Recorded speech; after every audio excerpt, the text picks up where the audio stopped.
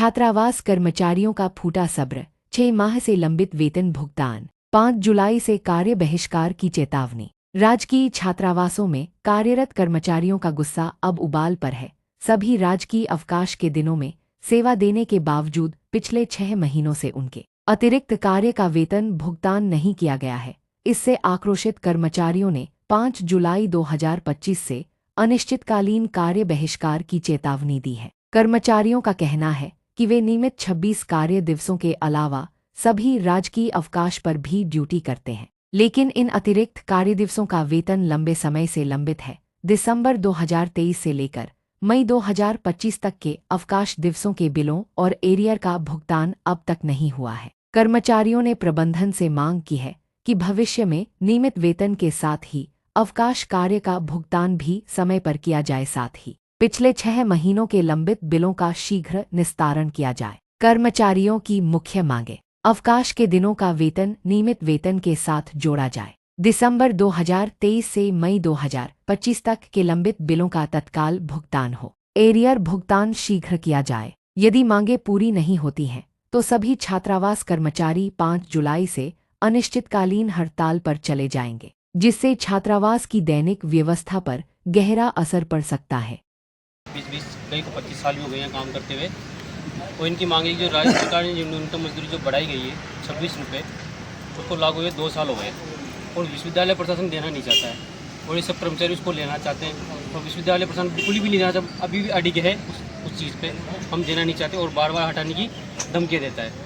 और वार्ड ने भी हमको बार बार निकालने की धमकी दी। अभी मैडम के नाम पे, मंजू सैनी के नाम पे कल लेटर निकला है A1 एजेंसी से, जो नया कॉन्ट्रैक्टर आया उसने निकाला था, और धमकी दी हटाने की, काम से हटाने की धमकी दी। तो आज उन्होंने वापस गलती स्वीकार कर ली। उन्होंने हमसे गलती हुई है, हम आपको वापस अपने काम पे लेते हैं।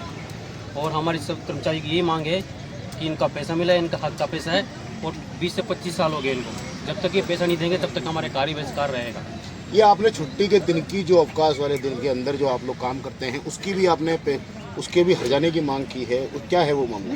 ये मामला है कि जो कॉन्ट्रैक्ट लेते हैं ये 30 से 31 दिन के बेसिस पे टेंडर लेते हैं, और हमारा जो पैसा जो मिलता हुआ आया है, ये अभी जब से टेंडर लागू होने लगे हैं विश्वविद्यालय प्रशासन में, तब से छुट्टियों का पैसा मिलता हुआ आ रहा है हमको कर्मचारियों को।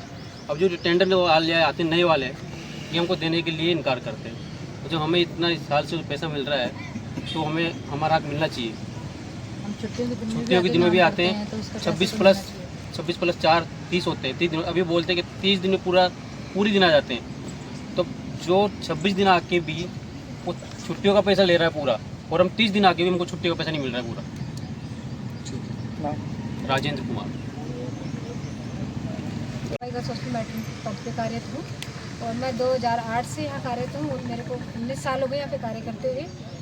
और हमें एक मैट्रिन पद के लिए जो इतना मानसिक तौर पे टॉर्चर किया जाता है कि मैट्रिन का इतना सारा काम है, और फिर जिस बाद में जो धमकी दी जाती है कि मैट्रिन का क्या काम है, हटाया जाए।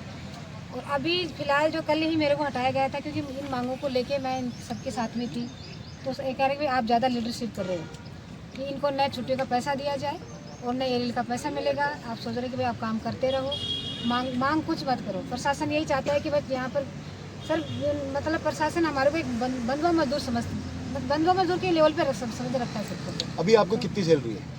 सर हमारे सर 7,000 रुपये। 7,000। अब जैसे छुट्टी भी आपको नहीं दी जा रही है? छुट्टी नहीं दी जा रही है इसमें। 8,034 रुपये उसके हमारा PF भी कट जाता है, और जो छुट्टियों का पैसा जो पैसा मिलता है हमारे को, भाई संडे का मिलता है और त्यौहार का मिलता है, वो भी हमारे 1 साल से, मतलब 2023 से दिसंबर 2023 से जब से BC मैम आए तब से उन्होंने काट दिया था। हमने बीच में धरना दिया तो कुछ महीनों का डाल दिया, लेकिन अभी 6 महीने का फिर भी बाकी पड़ा है। अभी मेन मांगे क्या हैं आप लोग? मेन मांगे ये थे, हमारे जो छुट्टी का बाकी का पैसा है वो दिया जाए। जो 26 रुपये बढ़े थे हमारे एरियल का, वो पैसा पूरा दिया जाए, वो पूरा दिया जाए। और वार्डनों की जो बार में जो हमें धमकी दी जाती है सर, प्लीज वो हमें नहीं दी जाए, क्योंकि हमारे को यूनिवर्सिटी कर्मचारी नहीं मानती है। तो जब कर्मचारी नहीं माने तो धमकी देने का राइट भी नहीं मिलता है।